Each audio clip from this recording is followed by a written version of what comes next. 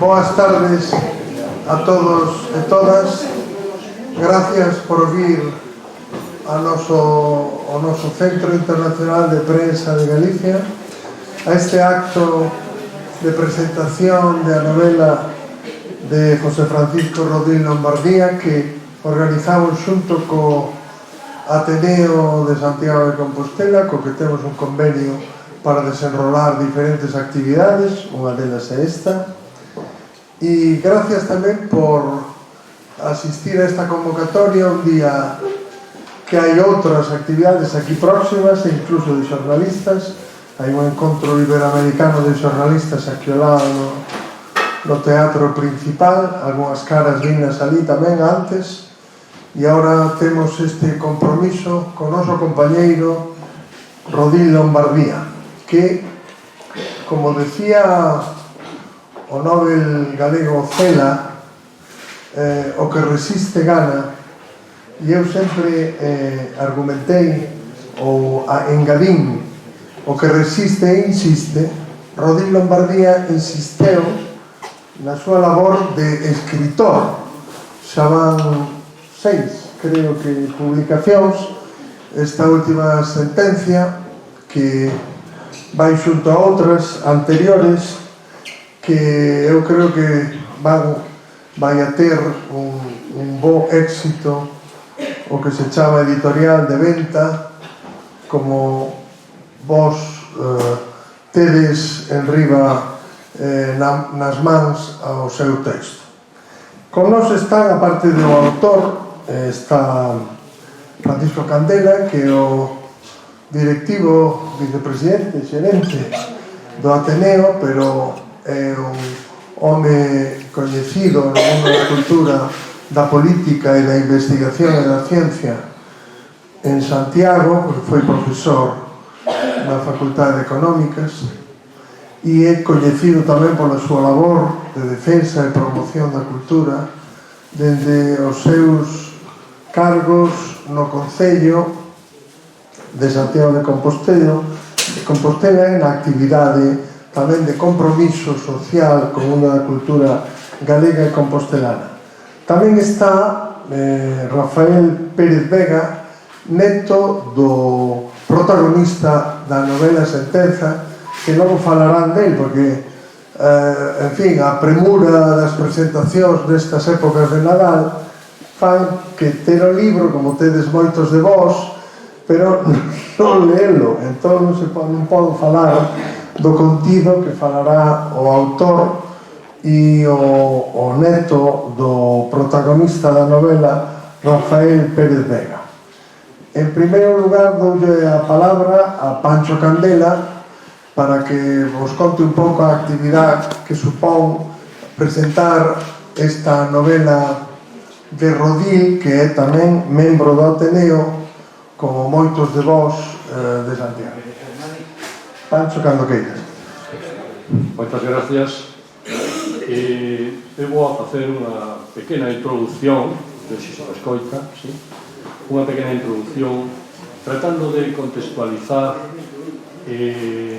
o tempo do ano 36 en España, non? A mí me parece que previamente é necesario situar ao país e a historia do país a nivel internacional do que estaba sucedendo.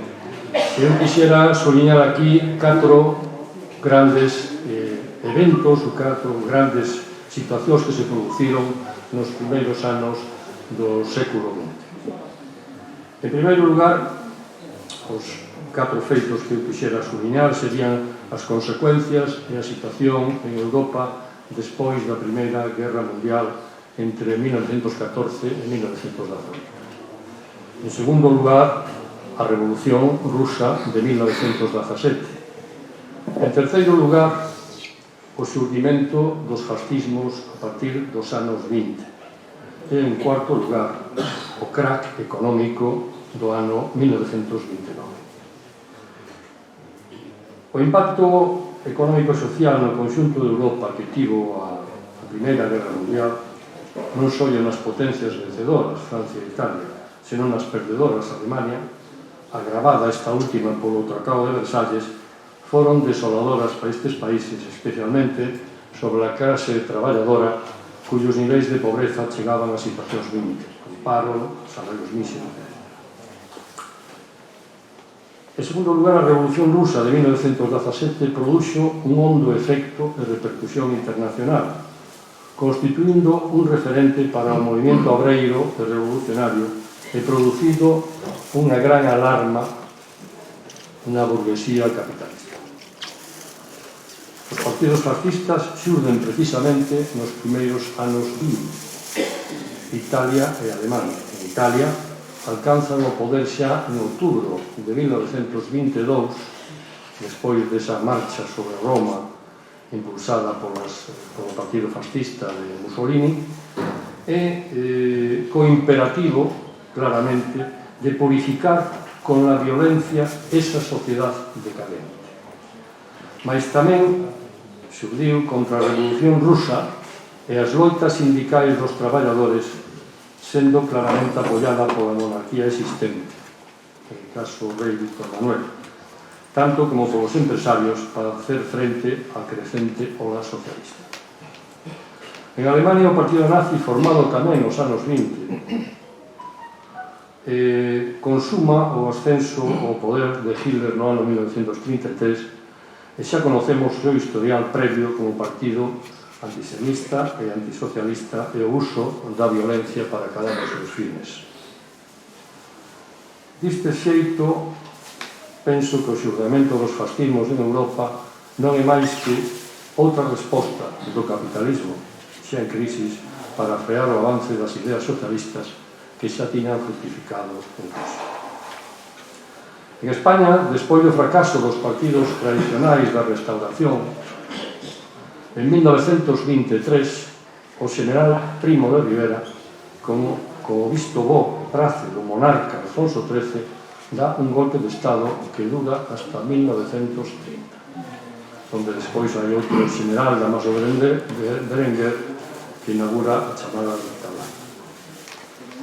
En definitiva, sobre este contexto, a crisis económica iniciada no ano 1929 en Estados Unidos veu agravar xa a insoportable situación económica e social que sufrían estas sociedades e producindo un enorme impacto polo peche de empresas, o crecemento do paro e unha elevada inflación. E tamén, ademais, veu a constatar de un modo nítido e claro a crisis do capitalismo liberal máis puro, baseado naquele célebre frase fisiocrática de laissez-faire, laissez-passer, le monde va de lui-même, poñendo, porque efectivamente en valor a necesidade de buscar unha alternativa máis capaz de resolver os problemas sociais existentes. De aquí que as ideas socialistas e comunistas existentes cunha referencia tiñan unha referencia na Revolución Rusa de 1917, tomaran auxe no conxunto dos países europeos.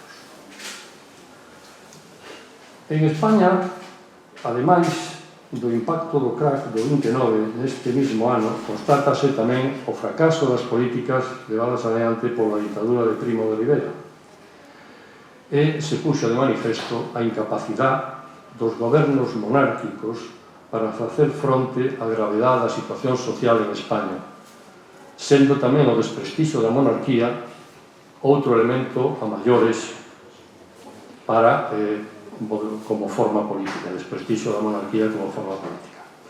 De aquí que unhas simples eleccións municipais no ano de 1931 supuxeran o fin do réxime monárquico e a proclamación da Segunda República, acollida con extraordinario xúbilo pola cidadanía, pois xeneraba unha gran ilusión de cara a acadar a solución dos graves problemas sociais que tiña o país dun xeito democrático. Penso claramente que a República viña a significar para o conxunto da cidadanía a democracia e os seus valores, as libertades e os dereitos dos cidadáns, a tolerancia e o respeto a todas as creencias, a defensa da igualdade entre os homes e as mulleres como dereito fundamental de convivencia e a primacía do poder civil. A construción deste novo proxecto de país democrático foi transversal, dende todos os sectores sociais. Se sumaron sectores representativos da dereita e do empresariado, como aquelas outras dos traballadores, ansiosos un e outros de abordar a resolución do atraso histórico do país nos eidos educativo, cultural e económico-social e situado na modernidade.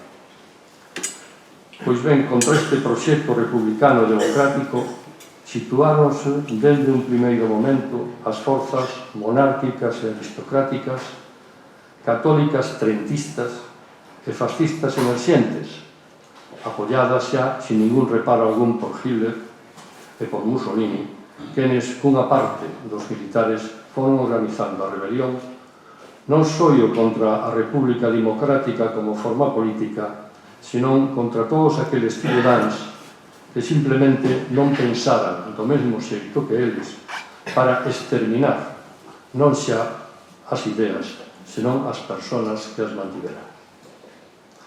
E, por tanto, neste contexto donde a novela, baseada nun feito real, tense que situar.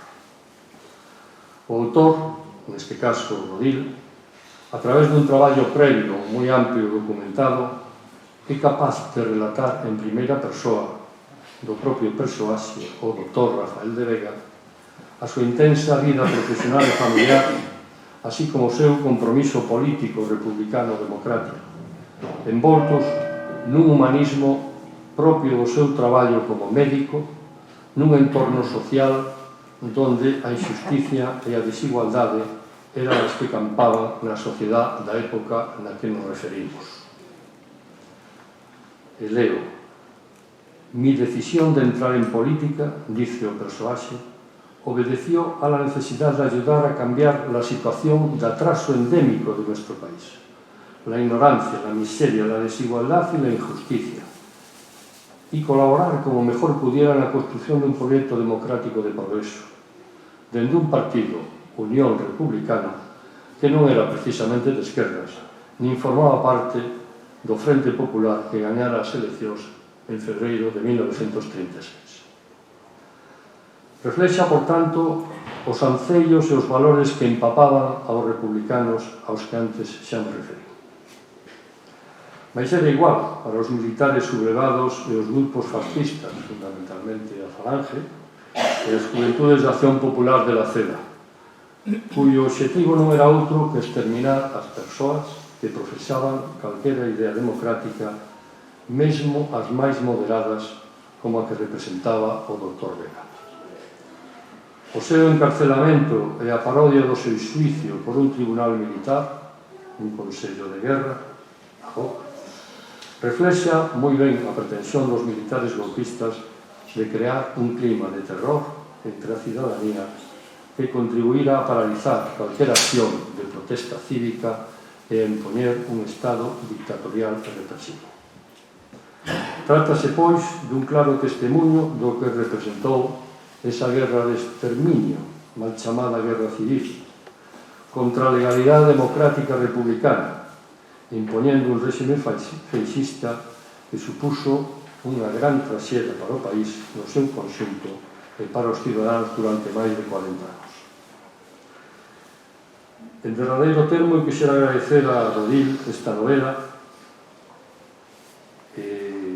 que sigue a outras que xa recentemente publicou, como A noite das luminarias e Os prodexos de Gilligan, que nos traslada tamén aos tempos da Segunda República e a traxedia da guerra da man do xoven Andrés. En elas podes apreciar o seu talento como escritor cunha linguaxe literaria de alto nivel e un xeito narrativo espléndido que impulsan a unha rápida lectura do texto, dado o interés do seu contido e a facilidade con que o autor describe os entornos e os personaxes. Por todo anteriormente exposto, me permito recomendarlle a todos vostedes a súa lectura. Moitas grazas.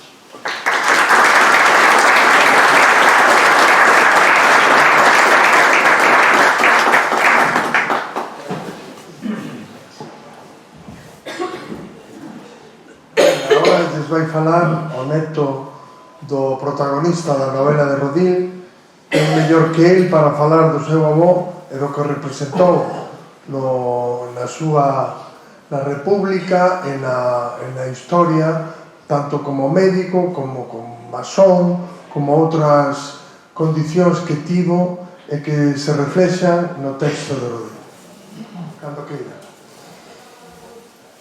Vivimos inmersos en una sociedad digital y las nuevas tecnologías de la información y comunicación, más conocidas como TIC, forman parte de nuestra vida, de nuestro trabajo, de nuestras relaciones, y a mí me han servido, en este caso, para divulgar y reivindicar la vida y obra del doctor Rafael de Vega Barrera a través de la URL www.rafaeldevega.es.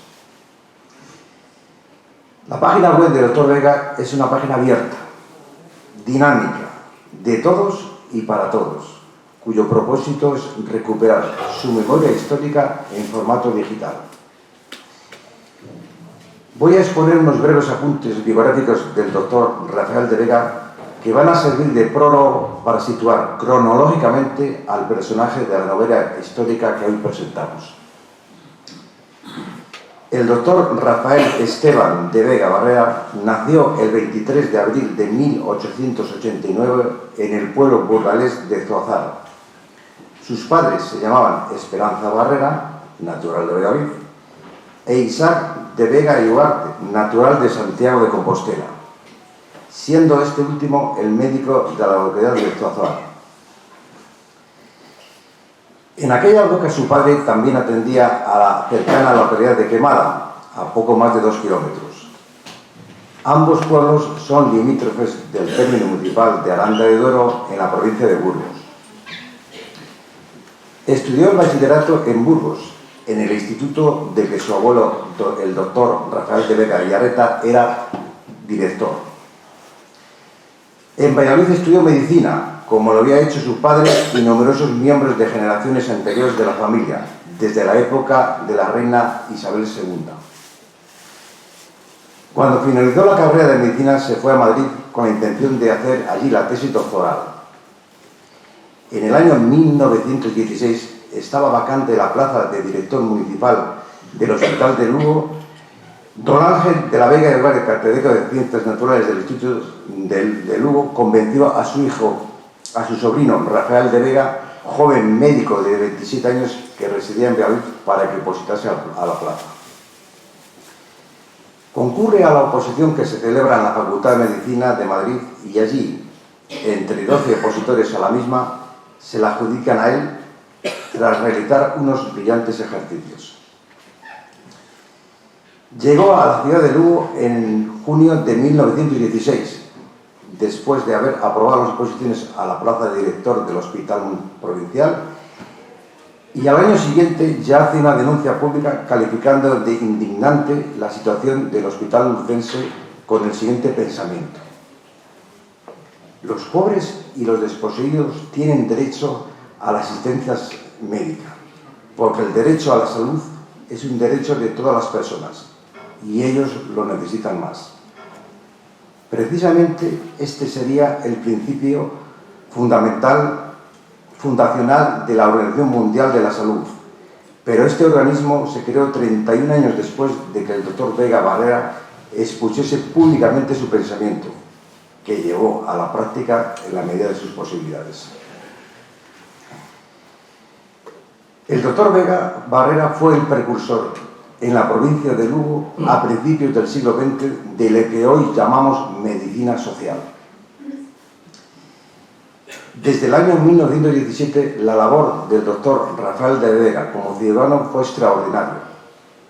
Realizó en el hospital multitud de intervenciones en condiciones muy adversas, sin disponer en aquel viejo caserón de Santo Domingo, lo que entonces era el Hospital Provincial de Lugo, de los medios más elementales para ejercer la medicina.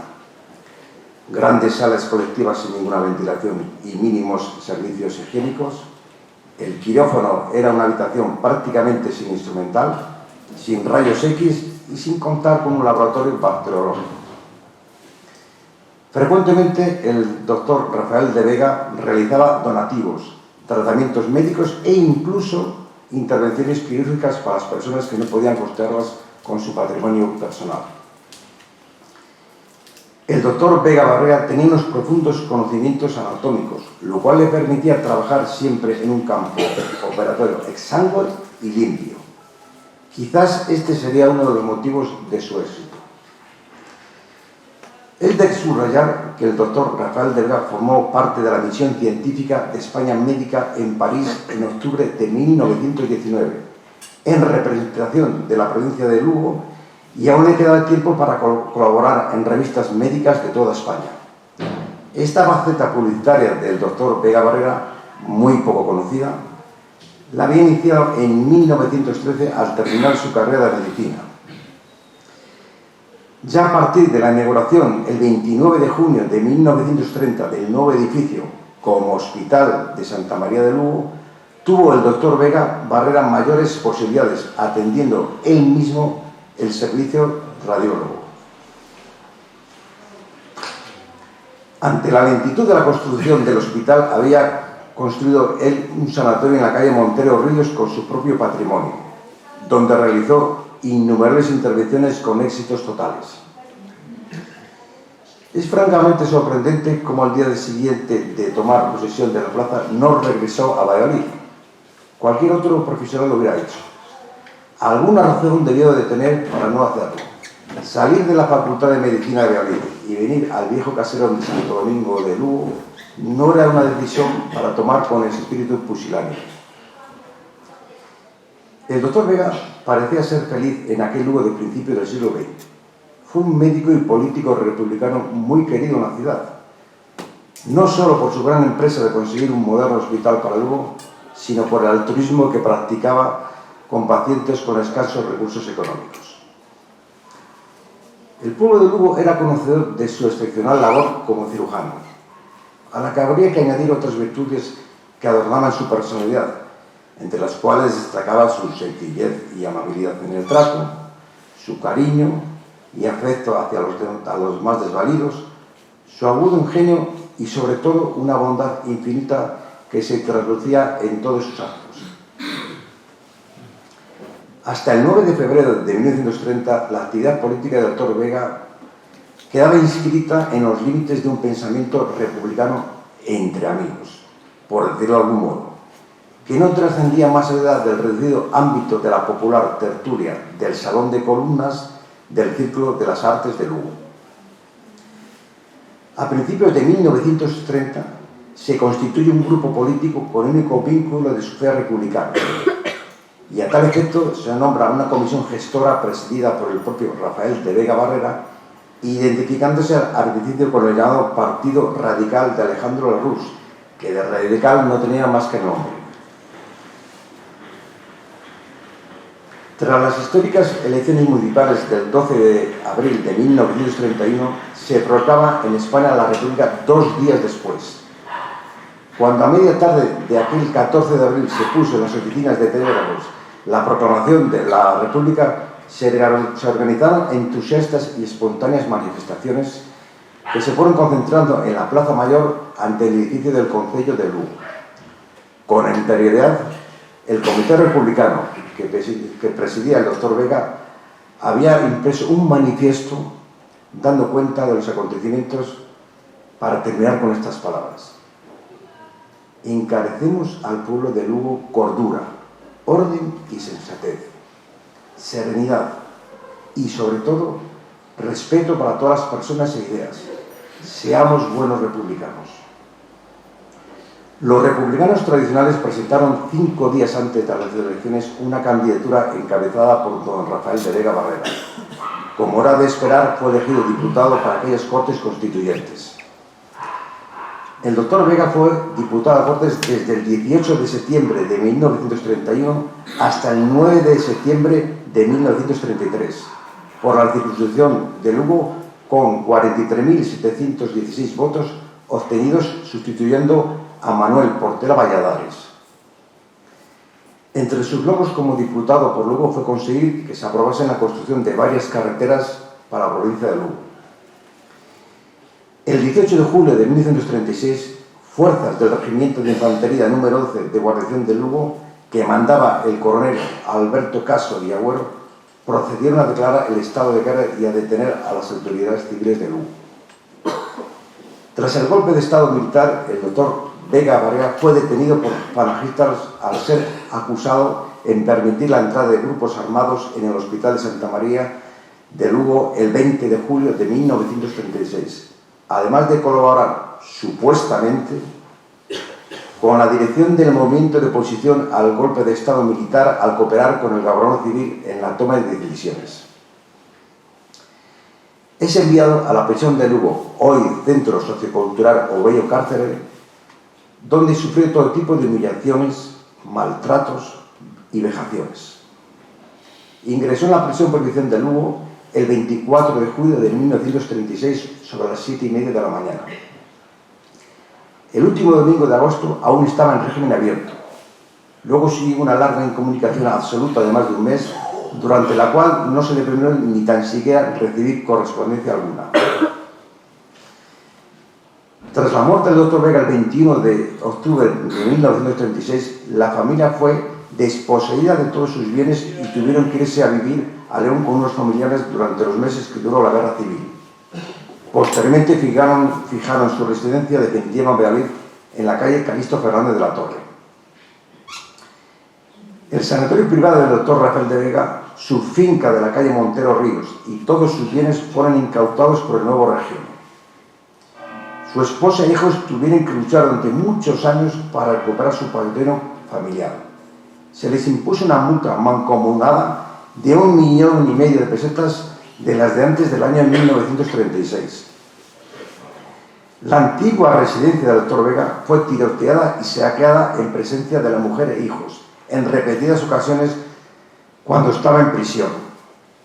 Los falangistas se apropiaron de material quirúrgico de gran valor y del vehículo particular de la familia Vega Barrera. El 25 de abril de 1952, mediante un decreto de indulto, fue levantado el embargo del patrimonio de la familia del doctor Rafael de Vega, previo pago de una multa de 25.000 pesetas. Nunca fue publicado el decreto en un boletín oficial del Estado. El impacto de su muerte pasó de padres a hijos. Su familia padeció todo tipo de carencias y vejaciones. Fue una familia marcada, destrozada, humillada, perseguida durante todos los años que duró la dictadura franquista. Todos sus hijos estudiaron medicina, excepto María Teresa, que cursó Bellas Artes. Las hijas del doctor Vega, Teresa y María Luz, fueron suspendidas en repetidas veces cuando cursaban el bachillerato por 6 hijas de un padre republicano. Fueron 3 los médicos que testificaron contra el doctor Rafael de Vega, movidos por envidias y celo profesional. Castro González Méndez, forense y secretario del Colegio Oficial de Médicos de Lugo en aquella época. José Lomaz Díaz, presidente del Colegio de Médicos de Lugo en el año 1943. Y Marcelino Fuente Cela, médico del Hospital de Santa María. Fueron inductores como testigos falsos estos 3 siniestros y médicos colegas suyos dominados por un pecado capital, la envidia. Son varias las iniciativas que se han realizado en la ciudad de Lugo para reivindicar y dignificar su nombre. El doctor Vega Barrera vivía en la calle Montero Ríos, en los llamados chalés de Vega. Como era conocida la residencia de la familia del doctor Rafael de Vega en Lugo, estaban en un camino con acera pero sin asfaltar, situado entre las calles Montero Ríos y Nicómedes Pastor. Ahora es una calle que se llama Rúa Doctor Rafael Vega, desde los años 90. En esta calle hay un edificio que lleva su nombre. El 21 de octubre de 2006, con motivo del 70 aniversario de su fallecimiento, se le rindió un emotivo y sincero homenaje que consistía en la colocación de un busto y una placa conmemorativa en la calle de su nombre. Asimismo, en abril de 2016, en una reunión con la actual alcaldesa del Concejo de Lugo, Lara Méndez López, decidimos ambos realizar un homenaje con motivo del 80 aniversario de su muerte el 21 de octubre. El primer trimestre de 2023 se va a proceder a la sustitución del actual busto dedicado al doctor Rafael de Vega en Lugo en la misma calle de su nombre por otro más acorde con su imagen real y que ha sido financiado íntegramente por los nietos de 4 de las 5 familias del doctor Rafael de Vega Barrera, Familias: Pérez de Vega Villa, Pardo de Vega y de Vega Jiménez. Una búsqueda en internet hizo que nos conociéramos Cristian Velasco, editor de Velasco Ediciones, y yo. Y de ese momento surgió la semilla de lo que hoy es la novela Sentencia. Sentencia es una novela histórica basada en un hecho real, escrita por José Francisco Rodil Lombardía, con un gran trabajo previo de investigación sobre la figura del doctor Vega Barrera. Tiene su origen en la recopilación de información y datos personales in situ en el pueblo natal del doctor Vega, Azuar, provincia de Burgos. En la información que está depositada en la página web www.rafaeldevega.es, en la consulta de libros e información de organismos e instituciones públicas y privadas y en la hemeroteca de los pedidos de aquella época. Sentencia es una novela que debemos leer. Es una novela valiente. Es una novela con mucha carga de emoción y sentimiento. Es una novela muy bien estructurada en su cronología de acontecimientos tanto históricos como personales. Es una novela que va mucho más allá de lo que es un mero relato novelesco de inicios de la Guerra Civil Española. Es una novela histórica que debe formar parte de nuestra memoria para que el espíritu del lector Rafael de Vega Barrera siga presente con todos nosotros, porque los pueblos que olvidan su historia están condenados a repetirla. Muchas gracias por su atención.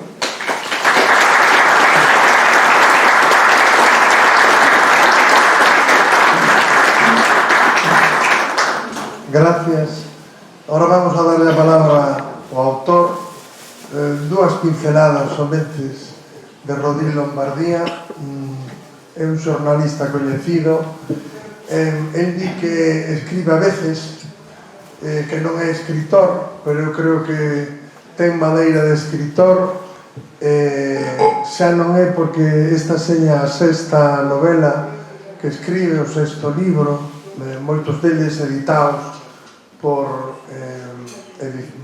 Velasco Edicións, senón porque escribeu moito como xornalista. Traballou en informacións, no Correo, na Televisión de Galicia, e ten madeira de escritor dende sempre.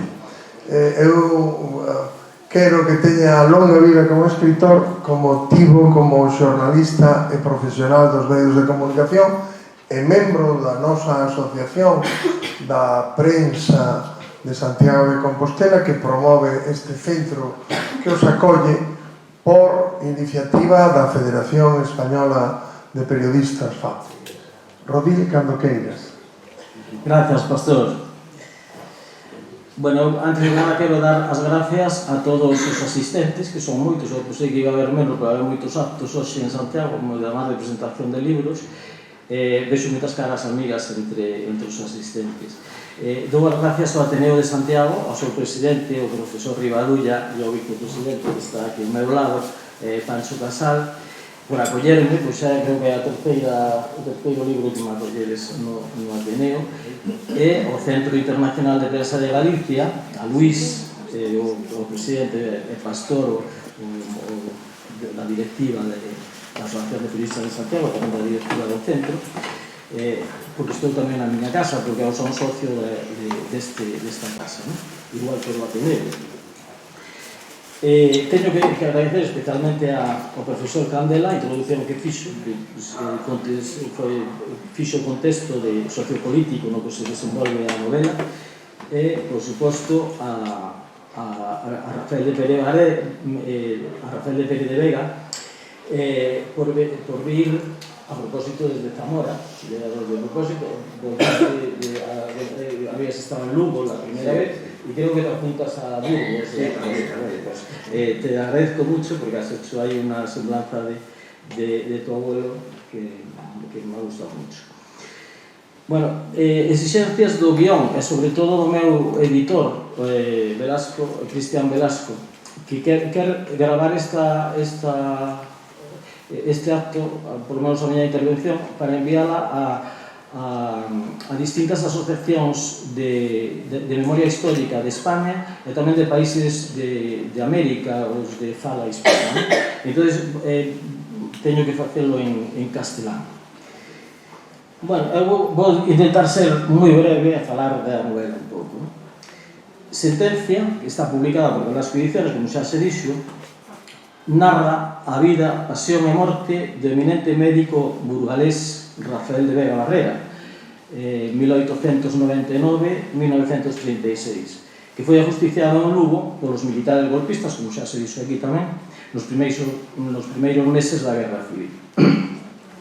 Sentencia é unha novela ceñida á biografía do protagonista, que reconstruye distintos episodios da súa vida mediante recuerdos, testimonios, todo pasando a testimonios y documentos de la época, entre ellos el sumario del Consejo de Guerra al que se ve sometido.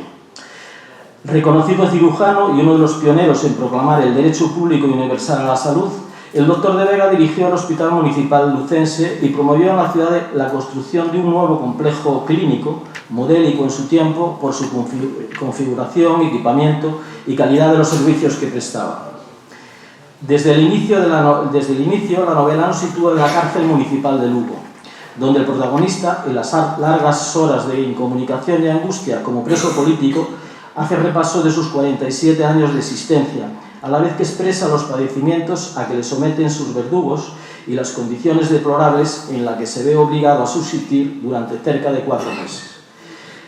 Mi primera toma de conocimiento con Rafael de Vega Barrera es de hace 4 años largos, cuando documentaba una anterior novela que se llama La noche de las luminarias y que se publicó su primera edición en diciembre de 2018. Esta novela estaba ambientada en los años de la Segunda República y la Guerra Civil. Era una novela de ficción. La noche de las luminarias recrea acontecimientos históricos y de ficción, como he dicho, en los que se entremezclan personajes imaginados y algún que otro personaje real, como es el caso del doctor de Rafael de Vega, que asume en la trama novelesca un papel breve pero destacado. La lectura de la documentación sobre Rafael de Vega Barrera me permitió descubrir entonces la notoriedad personal, profesional y política de un hombre que, además de ser un sobresaliente médico y cirujano, uno de los más destacados cirujanos de la época, evidenciaba una acentuada dimensión humanista, practicaba el activismo social y encarnaba multiplicidad de aspectos, a cual más interesantes, que me invitaban a mí a convertirlo en el protagonista de un relato literario que dio después origen a Sentencia, la novela que hoy presentamos. El doctor de Vega es una personalidad poliédrica, un hombre complejo en sus sensibilidades y sentimientos, en sus aficiones, en su actitud ante la vida y, por lo tanto, difícil y diría que arriesgado trazar su biografía. Es además un hombre con inquietudes políticas, milita en formaciones republicanas de carácter moderado, llega a ser presidente de Unión Republicana, diputado en Cortes y muy activo en la vida pública lucense. Es masón, pertenece a la logia Lucus número 5 y una persona de fuertes convicciones religiosas como cristiano de fe, crítico con la deriva reaccionaria y nada indulgente de la jerarquía eclesial católica de entonces, a la que considera desviada de las enseñanzas y preceptos del Evangelio de Cristo. De Vega no solo tuvo inquietudes políticas, sino que ejerció la política con decisión y con la confianza de poder, a través de la política, mejorar la sociedad en que vivía. Llegó a ser presidente local de Unión Republicana y diputado en Cortes, como se ha dicho también aquí. Él fue quien proclamó la Segunda República desde el balcón del Ayuntamiento de la capital lucense. La mañana del 14 de abril de 1931, ante una multitud enfervorizada a la que, con un discurso memorable, trata de atemperar y lo consigue, sabiendo que los ánimos estaban muy exaltados. Sus palabras desde el balcón del Ayuntamiento son apaciguadoras y llaman a la concordia y la venencia entre todos los lucenses, ya sean de derechas o de izquierdas, porque como él defiende en todas sus intervenciones y artículos de opinión en prensa, el republicanismo democrático ha de construirse sobre el diálogo, la libertad y la tolerancia, y nunca sobre la violencia y el fanatismo. Unos días después de la sublevación golpista contra la legalidad republicana y el gobierno democrático que presidía entonces el socialista Juan Negrín, el doctor de Vega se ve interrumpido en plena sesión de quirófano por un grupo de falangistas mientras practicaba una delicada operación a uno de sus pacientes. El doctor pide que le dejen terminar su trabajo y después promete entregarse a los paramilitares fascistas. Se lo llevan detenido y se ve inmerso en un proceso judicial acusado de traición a la patria. Lo someten a un juicio sumarísimo en Consejo de Guerra, procedimiento jurídico en manos militares que venía a ser una farsa sin garantía procesal alguna, con un tribunal que carecía de legitimidad para impartir justicia. Pero el caso de Vega obedece además a un complot urdido por algunos médicos de Lugo, como ha dicho su nieto Rafael Pérez de Vega, en connivencia con los militares sediciosos, que quieren quitarse de delante a un profesional cuyas capacidades y conocimientos representan para ellos una insufrible competencia. Sentencia es la crónica de la vida de un hombre íntegro, adelantado a su tiempo, un eximio médico cirujano que fue víctima inocente de la justicia militar franquista, a la que algunos estudiosos del derecho han dado en llamar justicia invertida. Tras el golpe de Estado, quienes se atribuyen la autoridad para impartir justicia son los mismos que infringen la normativa legal vigente entonces y atentan contra la legalidad democrática salida de las urnas y, por lo tanto, están totalmente desautorizados para erigirse en jueces. De hecho, con la llegada de la democracia, todos esos juicios sumarísimos y consejos de guerra que causaron, según estimaciones, entre 40 y 50.000 ajusticiados, fueron declarados nulos de todo derecho. La Constitución Republicana de 1931 proclamaba en su artículo 95, y leo textualmente, la jurisdicción penal militar quedará limitada a los delitos militares, a los servicios de armas y a la disciplina de todos los institutos armados. La división entre la jurisdicción castrense y la ordinaria propia de un Estado liberal, que fijaba claramente la Constitución del 31, quedó anulada por los bandos de guerra emitidos por los militares sublevados en julio de 1936. Estos bandos quebraban todo el ordenamiento jurídico español, de modo que cualquier individuo, fuese cual fuese su condición jurídica, podía verse sometido a un juicio militar. Los bandos del estado de guerra decretaban que todo el que se opusiera a la sublevación militar, todo aquel que no apoyase el golpe de Estado, sería juzgado en consejo de guerra sumarísimo y se le impondría la pena de muerte de inmediata ejecución. Para darnos una idea de cómo funcionaba aquel tinglado represivo, apunto aquí algunos datos de los tribunales militares.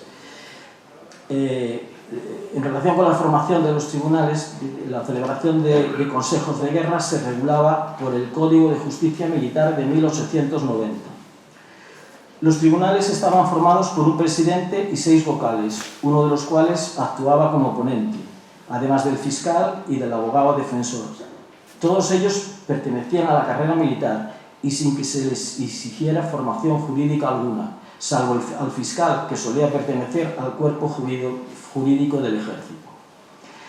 Naturalmente, la condición militar de los integrantes del Consejo de Guerra borraba cualquier atisbo de independencia de los jueces, que no estaban sometidos al imperio de la ley, como debe ser, sino que dependían de sus mandos militares golpistas, con los que compartían plenamente los objetivos represivos contra todos cuantos observaban y defendían la legalidad democrática.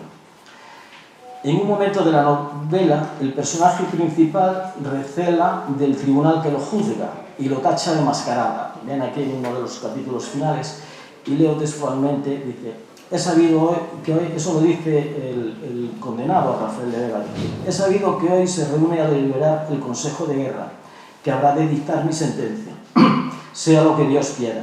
No espero nada bueno de esa mascarada. No puedo reconocer un tribunal de justicia en la camándula de militares que me juzgan, cuando son ellos quienes, al erigirse de un modo tan arbitrario en jueces, quebrantan la ley y ultrajan la legitimidad que la sostiene. Las sentencias clasificaban los hechos en 3 categorías: adhesión a la rebelión, auxilio a la rebelión y excitación a la rebelión. La primera se castigaba con pena de muerte o entre 30 y 20 años y un día de reclusión mayor. Se aplicó con frecuencia una fórmula llamada derecho penal de autor, Es decir, castigar a una persona por el hecho de ser de un modo determinado, al margen de que hubiera o no cometido algún delito o fueran estos no conceptuados como tales cuando se cometieron. Por ejemplo, gente que era homosexual se le condenaba a pena de muerte por ser homosexual o por tener tendencias. A veces hay un caso que también he visto por ahí documentado, que un artista abstracto se le condenó por ser un artista abstracto, porque eso iba contra la norma. Y no habían cometido ningún delito. Rafael de Vega es una de las víctimas de la brutal represión franquista y del llamado derecho penal de autor, aplicado por los tribunales militares. Era un hombre de gran influencia, es una de las acusaciones que le hacen en el sumario, ¿no? Ser un hombre de gran influencia. El doctor de Vega, con otras personas de la ciudad, se ve sometido a un juicio sumarísimo en Consejo de Guerra, que dicta contra él y sus 5 compañeros de proceso una sentencia de muerte. Los condenados son ajusticiados detrás de las tapias del antiguo cementerio de Lugo la tarde de un miércoles 21 de octubre de 1936, una tarde soleada de otoño después de ser paseados por toda la ciudad en un coche descapotable. Rafael de Vega, de 47 años, Ramón García Núñez, 29 años, era gobernador civil de la provincia, Perfecto Velairas Castro, 29 años, practicante del Hospital de Santa María y secretario del alcalde, amigo de Rafael de Vega. José Ramos López, 25 años, maestro de profesión. Y Ángel Pérez López, 29 años, concejal gobernativo. O sea, era una escarachina aquello, ¿no? Hace casi 2 meses presentamos la novela en el auditorio de la cárcel municipal de Lugo, que hoy es Casa de Cultura. Fue un acto muy emotivo. Estuvo presente la alcaldesa de Lugo, estuvo presente también, bueno, la plana mayor de la Corporación de Lugo, y vino incluso el exalcalde López Orozco, que vino hasta allí porque había leído la anterior novela y le había gustado. Fue el 21 de octubre, una tarde soleada como aquella en que 86 años antes, también un 21 de octubre, Rafael de Vega y sus 4 compañeros de condena morían fusilados detrás de las tapias del antiguo cementerio. Ese mismo día de la presentación de la novela en Lugo, entraba en vigor la Ley de la Memoria Democrática, una ley que pretende el justo y obligado reconocimiento de las miles de víctimas que padecieron la represión y la muerte en el largo periodo comprendido entre el 18 de julio de 1936 hasta la entrada en vigor de la Constitución de 1978. La Ley de Memoria Democrática declara ilegal el régimen franquista. Una coincidencia esta de la entrada en vigor de la nueva ley que le daba mucho sentido al acto que estábamos celebrando en aquel momento de reconocimiento de una de las víctimas de aquella barbarie. Y nada más, y gracias.